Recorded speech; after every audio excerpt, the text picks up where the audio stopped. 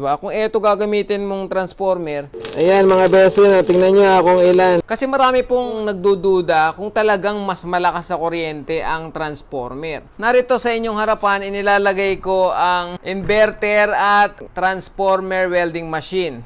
Ito inverter, magaan. Ito transformer, mabigat siya. Diba? Kung ito gagamitin mong transformer, ayan mga best friend, tingnan nyo kung ilan ang amperes na pumapasok. Nakikita nyo mga best friend?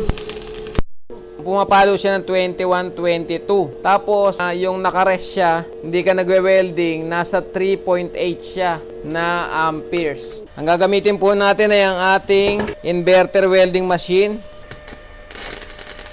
Yan lang dapat ang lakas, hindi nagwawala yung ating Itong ating inverter welding machine, pumapalo lang siya ng 12 amperes. 'Di ba? Kasi same yan ng tatak eh. Ngayon, nung ginamit natin to, pumalo siya ng 21, 22, 'di ba? Eh etong isa pumapalo lang ng 11 to 12. So halos kalahati talaga, no? Kalahati. Please mag-subscribe na po kayo sa ating channel at pa-click na din po ang ating notification bell.